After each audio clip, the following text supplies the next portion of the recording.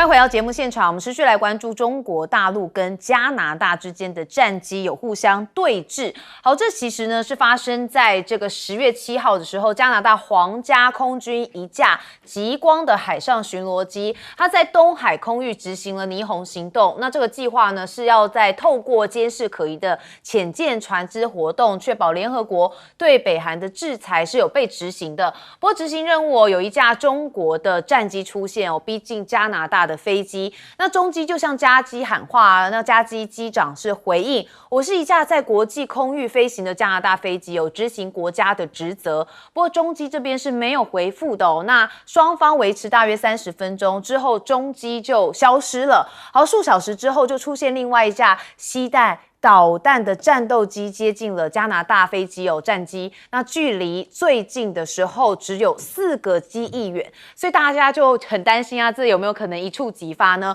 不过根据中国大陆的媒体的说法是说，因为加拿大的这个战机进入到了钓鱼台列屿最东端的无人岛领空，所以中方才会派遣歼16的战斗机来进行拦截和驱离。好，不过我们也看到共军呢在南部的这个战区也出动了，像是这个中马双方共同投入了参演兵力，有1000余人，轮式车辆，还有水面潜艇、直升机、无人设备，还有各型的军械等参演装备有500多台。那联演期间还开放了这个展示、文体交流，还有潜舰开放等活动。那另外呢，看到的就是这个英国官员现在有证实说中国战机在南海对英舰进行模拟击杀。好，那这是这个威尔斯亲王号的航空母舰打击群在南海航行期间遭到中国机舰持续的跟监骚扰。那解放军的战机呢，更对护航的巡防舰进行了极具挑战意味的模拟攻击。所以你可以看到中国大陆现在围堵美国的印太这个战略正在持续当中。但是美军这边呢，我们看到蜡烛多头烧，那包含的是赫格塞斯之前不是也有曾经把很多的这个将领招回来嘛，然后就说有人太肥胖啦，那现在他直接呛名说胡子饭碗残酷2选1，以为是在打分手擂台吗？好，他是讲说五角大厦将终止永久性医疗刮胡豁免，那这近15年的实施宗教豁免蓄胡的规范也大多数要终止他们在60天之内发布了一个新服仪的规范，90天内就要上路，所以有蓄胡的美国官兵他就说必须在胡子跟饭碗之间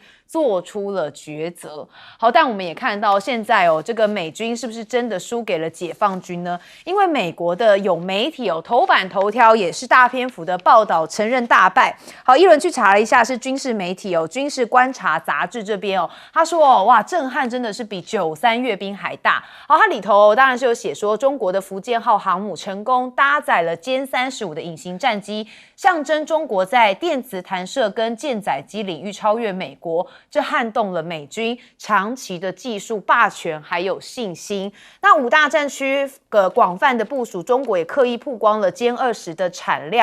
他们说已经超过了300架，可见他们在急起直追当中。那如果加上这一次93阅兵上首次亮相的歼20A 改进型，还有歼20S 的后座型，那整个歼20家族总服役规模可能已经超过了350架，所以成为全球量产最高的重型隐身战机。这意味着中国的空军已经能在5大战区当中广泛的部署，提升整体的威慑力，还有持续的作战能力。好，那也看到中国大陆不只是空军嘛，还有像是这个航母舰队，美国现在就要加紧打造的是 FAXS 的隐形这个舰载战机说五角大厦本周将要选定一家国防承包商来负责打造美国海军第6代的隐形战机他说这个专案呢被视为是美国维持对中国海上的一个关键优势。好，但问题就在美国现在不只是军事上面它在外交上面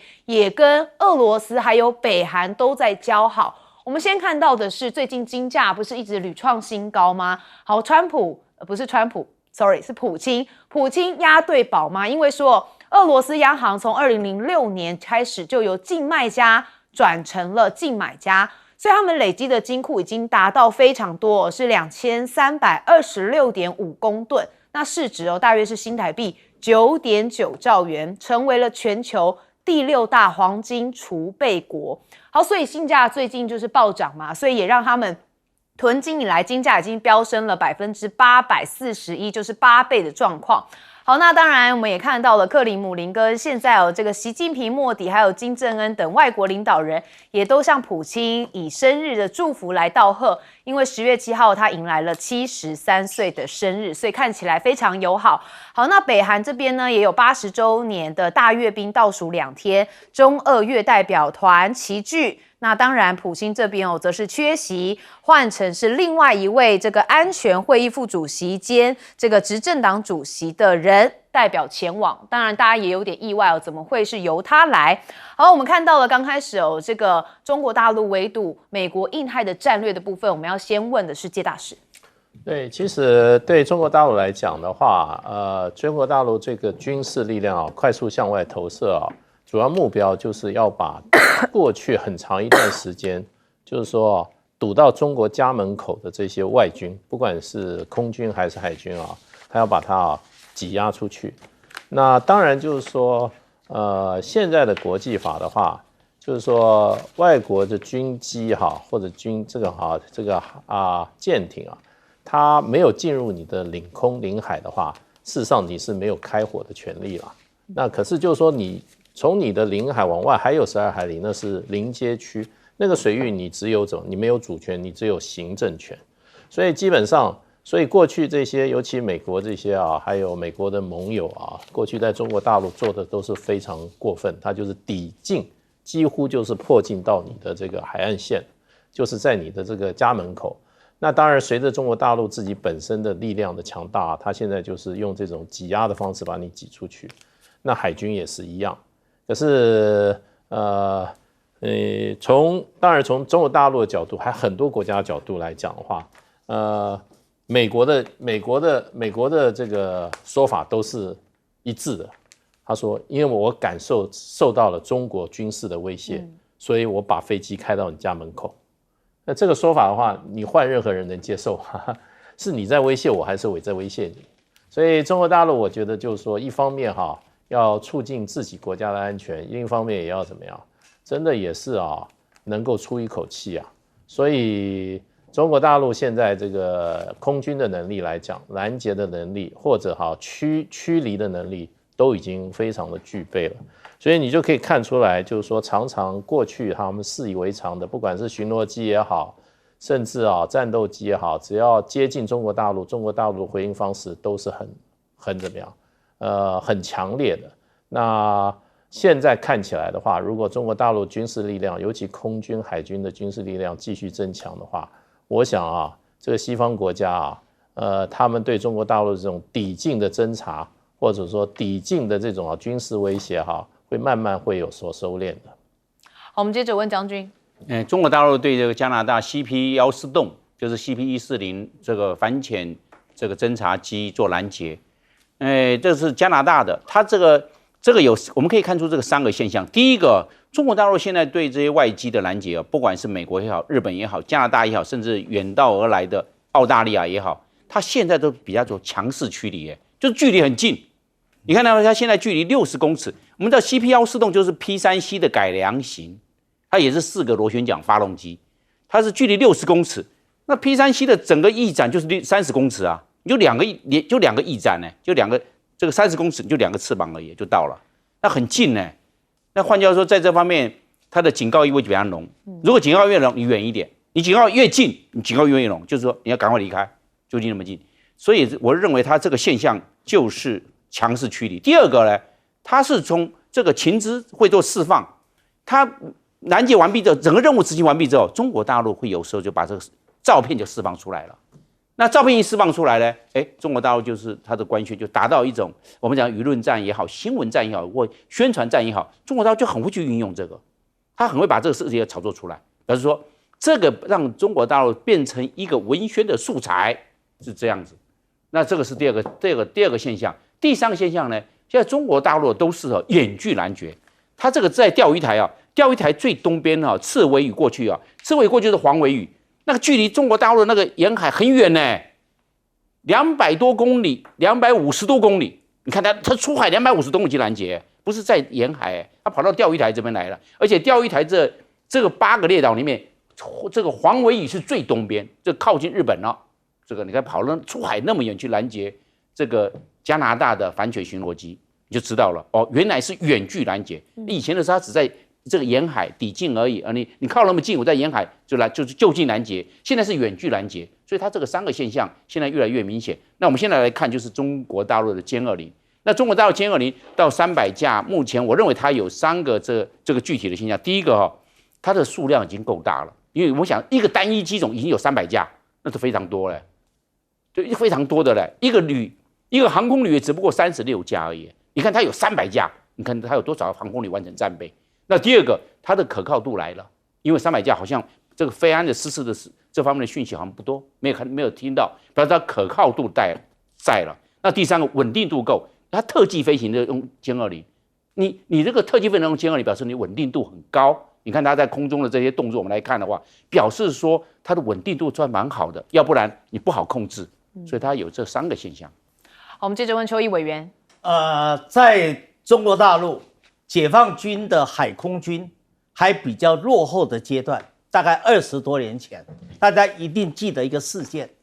：2001年的时候，美国一架 EP3的侦察机在南海抵近侦察，那时候大陆的战斗机的僚机，王伟驾驶的僚机，那时候去驱离它，结果发生了碰撞，王伟坠机身亡。而当时候大陆的海空军呢，与美国都还有一段相当大的差距，可是隔了20多年，情况完全改观。现在大陆解放军对于抵近侦察的态度是越来越强硬了，而且面对了美国的印太战略，大家可以看到，整个解放军在突破印太战略上面已经有了具体的展现。第一个，马上3个航母的时代就来临了。美国唯一的电磁弹射的航母福特号，基本上前一段时间 F-35C 的起降失败了，可是大陆的福建舰，它3个舰载机，不管是空警600，还是 F-15T， 还是歼 15T， 还是另外歼35，基本上都顺利的弹射起飞，那么着舰难阻。所以这个一比较，就知道大陆的3航母时代一旦来临的时候，那时候反介入跟区域拒止能力就大幅度提高。明天朝鲜马上要进行大阅兵，庆祝他执政的劳动党成立80周年。俄罗斯到了，梅德韦杰夫，大陆的李强也到了，所以中俄朝3个国家会师，一旦3个国家结盟，日本就不要再吹台湾有事就是日本有事了，因为它的北方已经被俄罗斯牵制。同样的，美国要动用在韩国的在南韩的驻韩美军也很困难了，因为38度线以北受到北韩的牵制。再讲，基本上川普现在正在整个西太平洋进行战略收缩，逐渐的从第1岛链往后撤到第2岛链，撤到第3岛链。而日本呢，大家不要以为高市早苗非常的强硬，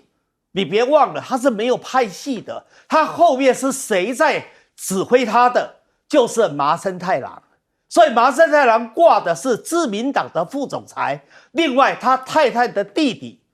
铃木俊一是担任干事长。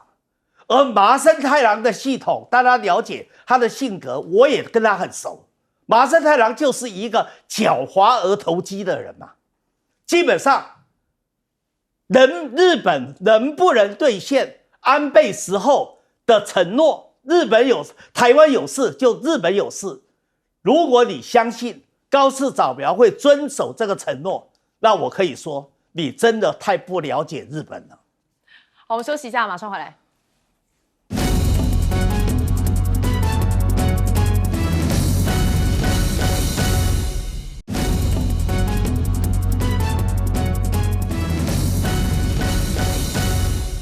欢迎回到节目现场，我们持续来关心的是中国大陆外长王毅他访欧洲。好，那他的行程呢也被大家这个翻出来，他7号到12号，那先去到了意大利罗马，再来去了瑞士。好不好？他到意大利的时候，他也特别讲到中意合作有一个新的挑战，愿同意方要推动合作机制，然后要有一个更成熟有效的2.0版本升级。好，那他当然访了意大利之后，意大利这边也有回应嘛，那他是重申坚守一中原则，所以王毅这边当然就说，中意建交55周年是一个契机哦。他说欢迎更多的意大利朋友来一场说走就走的中国之旅。好，但我们看到中欧班列哦，现在呢这个通道在今年的通行量也突破了3000列，较去年提前了39天。好，那这个是中欧班列中哦通道唯一进出境的一个铁路口岸，就是2连浩特铁路口岸。好，那目前从这里运行的中欧班列路线已经增到了74条，境外通达10多个国家，有70余座的城市哦，所以国内辐射中欧班列大部分的首发城市。那确实现在哦，这个中国大陆跟欧洲的关系越来越密切了。那我们要看到的是，中国大陆对于美国的农民哦，尤其是大豆这件事情哦，看到哦，它呢是蛮有手段的，因为我们看到中国买走了将近80%哦。那巴西大豆现在出口有望冲新高。好，因为中国大陆嘛，现在不买美国的，我买巴西的，所以呢，这路透社说哦，巴西大豆出口今年哦会创下一个新高哦，受惠于美国供应缺口跟中国需求的强劲。好，那谷物出口商协会就说，现在中国确实是巴西出口的一个主要的目的地跟一个关键的推力，所以你可以看到数字上面哦，就是中国占巴西大豆出口的比重，在今年到现在是达到了79.9%。那2021到2024的74%，那也高于今年全年的76%。那现在美国大豆怎么办呢？中国断单之后，学者就认为说，这是北京棋高一着，已经打中了川普的要害。原因就是因为这个有大豆的州，大部分都属于红州，所以接下来有没有可能会倒戈呢？马上就是美国的期中选举哦，这个恐怕真的要再观察。好，但问题丢了中国市场之后，现在美国要找人来补嘛，我们的大豆谁买呢？问到了印度，你也买一点吧，但是你的关税给人家那么高，人家会买吗？我们看到南华早报说，除了中国，美国大豆的主要买方包含了墨西哥、欧盟、日本、印度的这个印度尼西亚，是印度尼西亚。好，如今中国的订单转向了巴西、阿根廷，美国也正在敦促非洲还有亚洲的各国要增加购买量。川普的团队甚至也向印度等未经考验的市场要推进哦，毕竟这个要找买家嘛，就必须要这样做。但是中国大陆现在呢，也是企业突围要买晶片设备，像去年就已经购置了1.16兆元。好，这反映了一个出口管制的漏洞。好，我们看到中国大陆在去年其实就已经有从这个5大半导体的企业共采购了380亿美元设备跟相关的服务。那多数的交易就来自了中国大陆的国营企业。那甚至呢，微软跟阿里巴巴都点头。我们看到思科的 P200 的晶片也成为了 AI 运算的一个新宠。所以呢，这思科的副总裁就讲说啊，现在需求就是要让多个资料中心彼此连结，才能支撑庞大的 AI 训练工作。好，那黄仁勋也讲呢，AI 运算需求近半年来真的是显著提升 ，Blackwell 的晶片需求相当的火热。好，甚至现在这个对话 ARM 的这个晶片公司 CEO 也认为，中国市场的生态跟全球的生态正在高度的同步当中。好，我们看到了现在美国这个大豆这个中国大陆一旦不买之后，哇，真的是急着找买方。好，我们先问介大使。对，其实就是2连浩特哈，它事实上是在内蒙，它也是这个中欧班列里面一个很重要的出境的一个口岸，因为它出境就直接到蒙古国了，蒙古国再往里面走就是要接到这个西伯利亚大铁路哈，所以它应该算是中欧班列的北线。那中线的话，事实上的话，它的出口岸是在这个新疆，叫这个阿拉山口。从这边就直接进这个好所谓的这个中亚，进这个哈萨克斯坦，那这是一条很重要的路。现在主流应该是走这条路，因为另外还有一个将来南线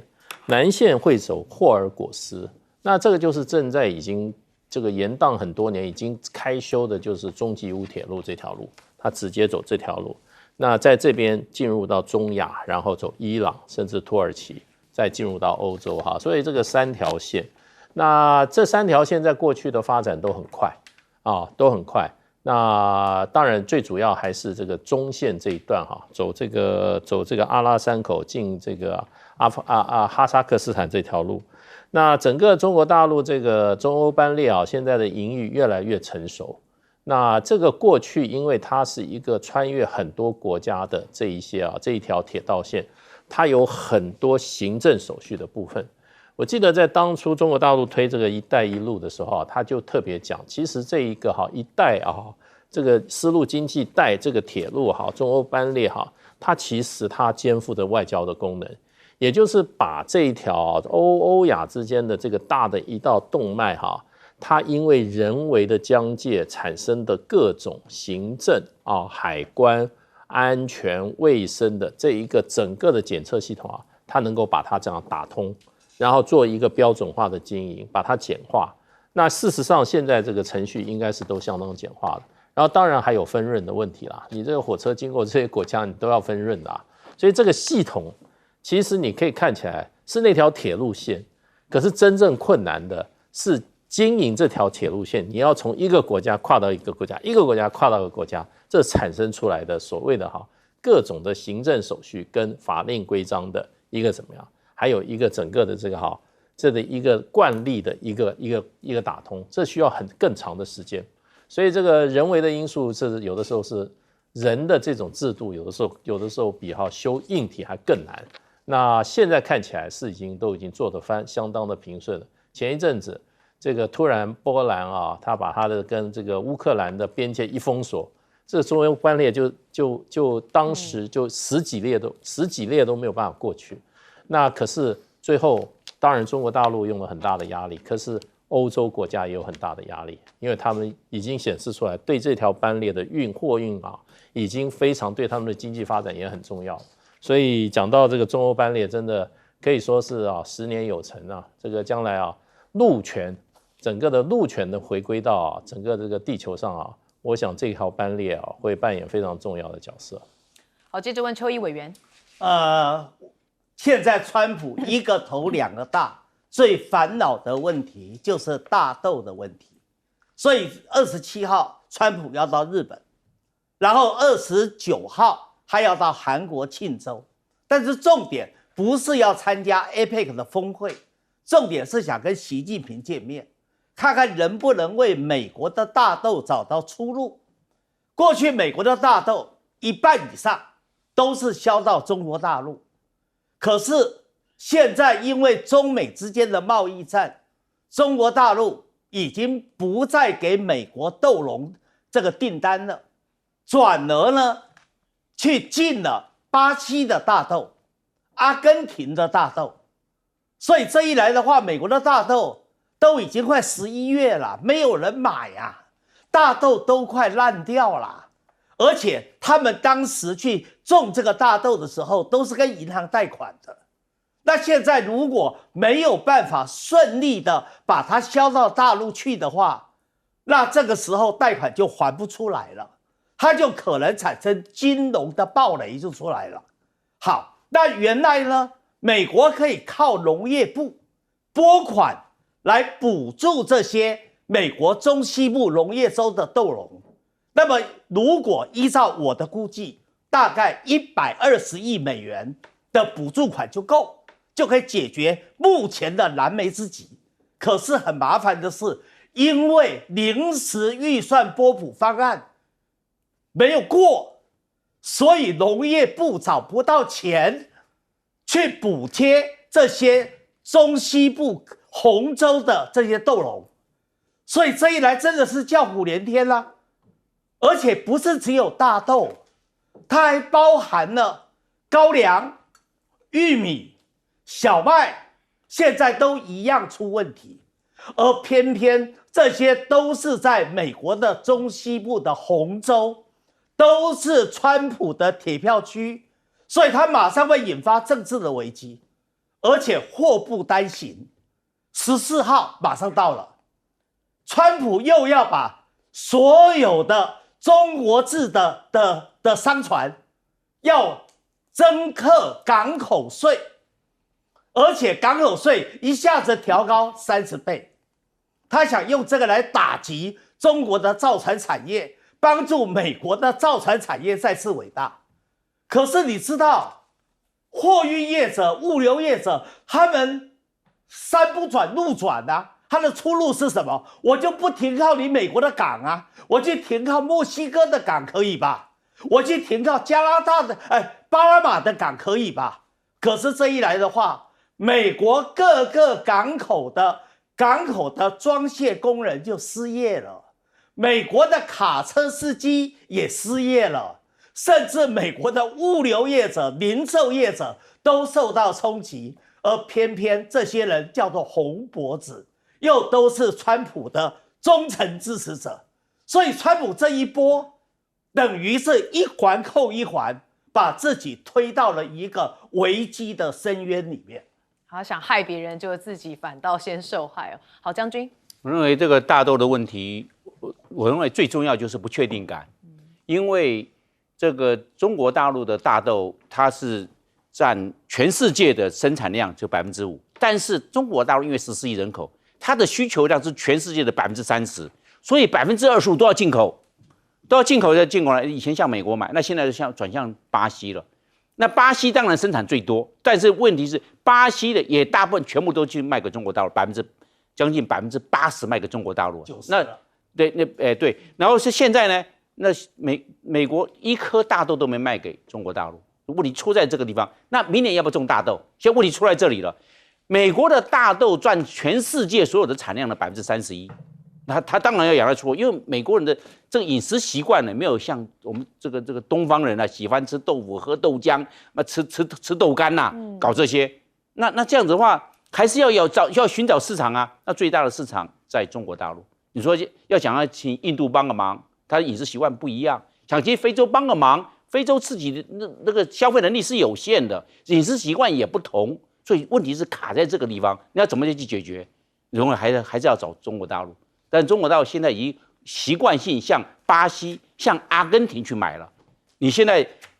这个实际一过之后，美国还想卖给中国大陆，那现在中国大陆已经有这个方面的市场了。那现在想想看，现在2025年快要结束了，已经到10月了，那明年2026年怎么办？这个市场还在不在？今年没有这个任何中国大陆的一颗大豆的市场，那明年是不是又没有了？那大豆的这些农民的生活要不要？因为美国所有农产品外销哦，大豆是占最多，大豆占美国所有农产品占14%。你看其他人看苹果啊什么那么多，这个香吉士什么一大堆啊，你这个都还没有排在，只有大豆一个就占14%了，其他所有100多项占86%而已。所以你看大豆的。它是关键性在这个地方，那现在目前找不到这个买家，而且这个饮食习惯最大的市场就在中国大陆，所以美国很头疼呐。而且这些我们知道本来是共和党的铁票区，都是川普的这些始终的，结果现在那川普好像没帮他们忙啊。那现在他急不急？当然急啊，因为2026美国就要期中选举啦，期中考试就要来了，这个票会不会跑掉啦？他要去想到这些啊，他的参议院跟众议院还能不能维持到多数，这个是很大的问题。这川普有没有压力？当然有压力啊。所以我们来方方面面来看哦，这个中国大陆也是因为什么会有这个大豆战呢？那是因为很简单，美国的关税战嘛。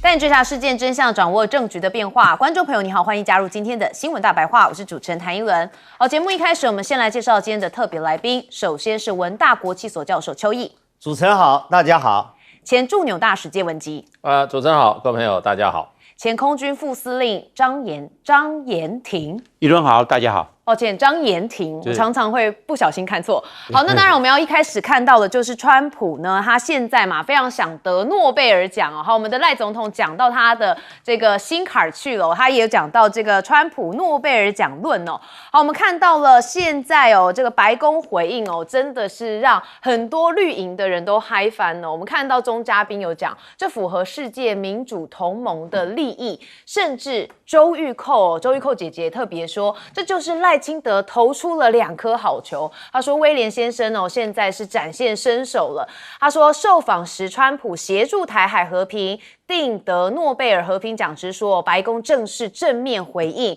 他说中秋抚过，寒露当季，一股即将迎来的金质闪亮再现哦。他说现在真的是终于展现身手了。好，那赖总统上任1年半之后才终于暖身成功了吗？好，那赖总统这个赞川普可成这个和平推手，胡彩萍也就是财经的网红，他也大笑说，哇，现在赖威廉终于进入到了权力游戏了。白宫已读已回，这个美国总统川普正在偷偷的开心当中。那另外我们也要看到的是哦，这个赖总统真的很想要过境美国哦，因为现在呢派出的是赵宜翔，似乎要到美国这边来谈总统过境出访吗？好，但是涉外人士看到之后觉得说这其实不太妥当。好，说现在正选在美中谈判跟美方寻求川习会之际，跨过这个驻美代表处谈此事，不仅时机非常不妥，还会冲击到台美互信，影响后续的工作。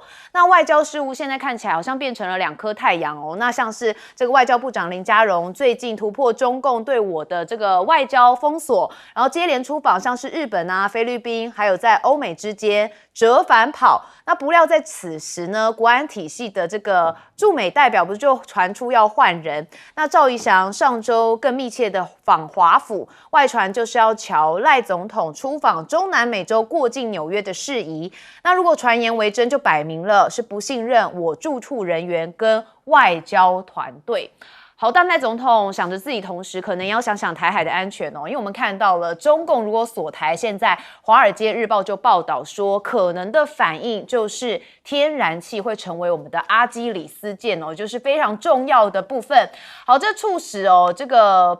台北跟华府哦，如果在中共解放军在台湾周边演习的话，就会展开一个紧急行动。但是台湾有一项关键的弱点哦，因为我们几乎是完全依赖进口燃料，所以北京恐怕不需要发动全面的军事攻击，它只要透过检疫或是隔离的名义，其实就能达到一个封锁的效果，这就是最担心的。好，那中共锁台，其实现在也有人说天然气嘛，因为我们有一个弱点，就是要依赖进口的燃料。那天然气我们只能撑11天，好，所以大家就问了国防部长顾立雄说怎么办呢？好，那顾立雄则说，国军作战所需要的能源弹药就会透过我们这一次的这个特别预算快速提升哦，说才能有支撑战备的能量。好，那中国封锁恐怕会让台湾全面断电哦。台湾现在也在加强能源储备，寻求美元，所以美国国会正在考虑立法，要确保美国的液化天然气能够持续的供应台湾。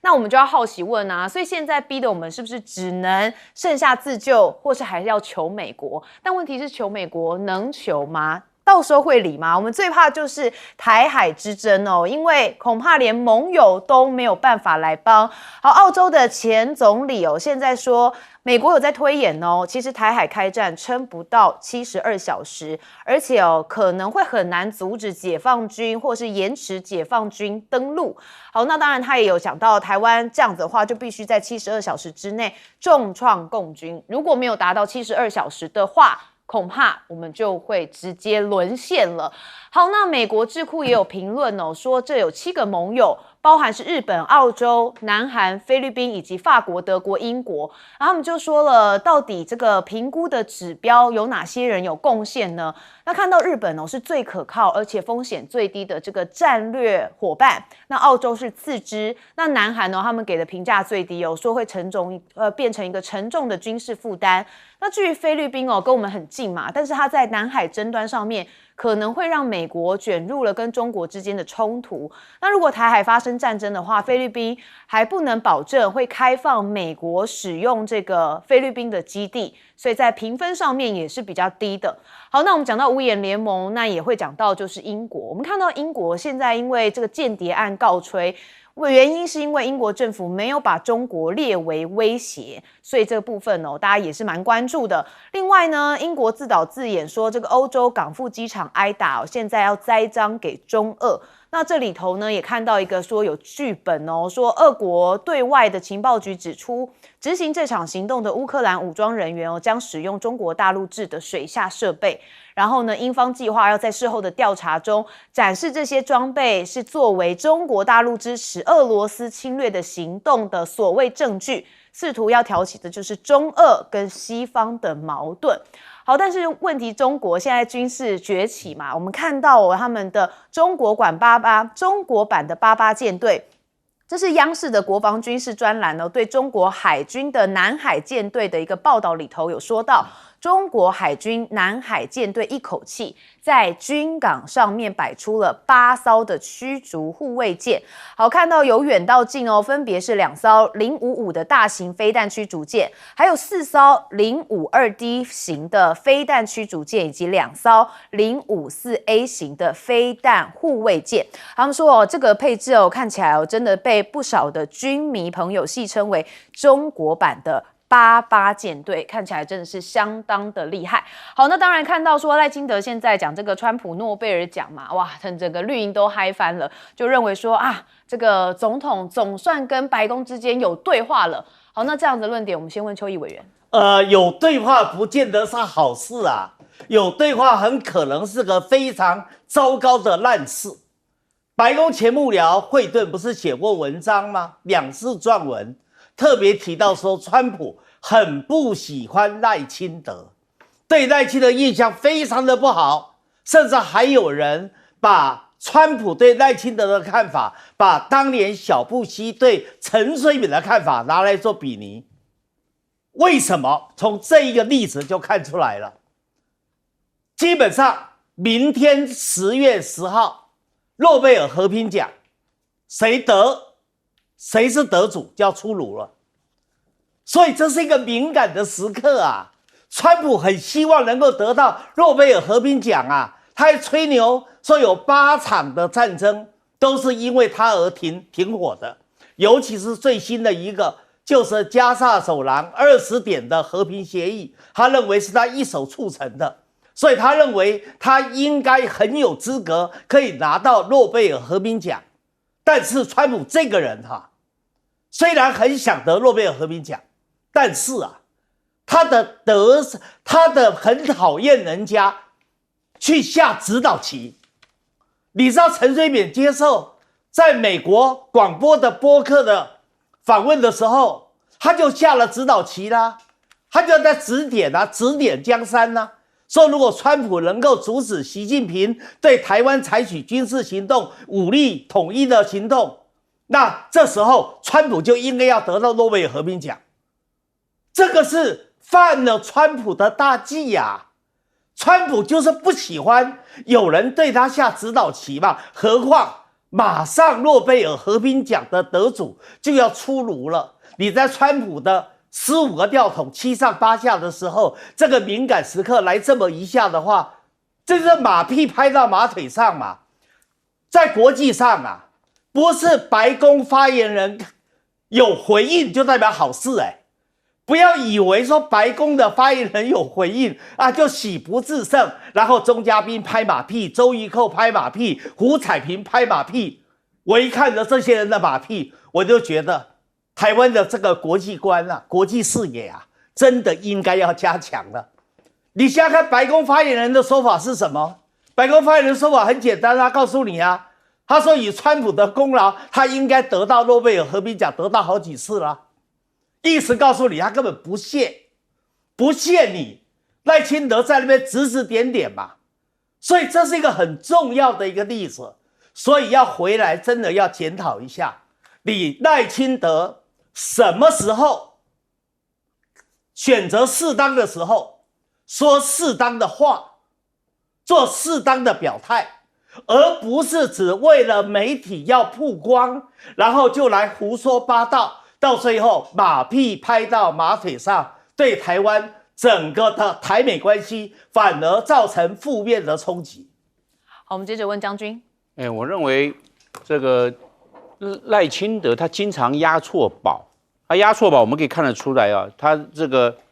民进党当初请的这个裴洛西也好，后来美国的前副总统彭斯，也包括了海利，还有美国的这个国安顾问，我们叫做波顿啊等等来这边，甚至美国的前国务卿，就是以前在川普第一任的时候，他的庞佩奥。都是现在都是川普的死对头，他把这个死对头用过来，你说川普他会怎么看？他所不要的人，他所不愿意的跟他死对头不对盘的，你邀请他，川普他当然心里就一定不高兴嘛。我认为我们在这一方面的这个外交战略判断错误，对美的判断错误，这是非常可怕的。从哪个指标呢？我们可以看得出来，赖清德上任1年半了，到现在为止。还没有办法过境美国本土，到现在为止，这是有史以来第一次。你这一看，以前包含李登辉也好，陈水扁也好，这个蔡英文也好，马英九也好等等，都从来没有说上任1年半还没有办法过境美国本土，他一直想要去，所以我们知道他这一方面整个的外交战略的铺陈是大有问题啊。还有我们看关税的谈判，关税谈判有没有谈得不顺？是东北亚最高的这个税率，日本15%。这个韩国5%，我们20%，再加上叠加，不得了，对，所以造成我们到现在的无薪假屡创新高，每一个礼拜都会比上个礼拜又高了。那是这个礼拜又比上个礼拜，下个礼拜又比这个礼拜高，所以我们看出来，这方方面面很多的指标一看出来，我们对美国的战略是失败的。我认为有必要在这方面调整。我认为不要粉饰太平，粉饰太平就是躲避问题了，躲避问题就不敢面对问题，没办法，根本没办法解决问题。这是我们目前外交战略最大的问题。那我们先来看这个澳洲前总理叫 Morrison。那 Morrison 讲说这个中共攻台啊，这72小时3天啊，是关键啊，可能在这个地方会造成重大的损失。那我在这个地方，我们整个的军事战略的准备上是大有问题的。第一个，我们现在的部队的编线比不够，21万5千人只有15万人，现在是有关没兵，圈了5万多个士兵。所以我们这个问题，所以买那么武器装备，我说没有用，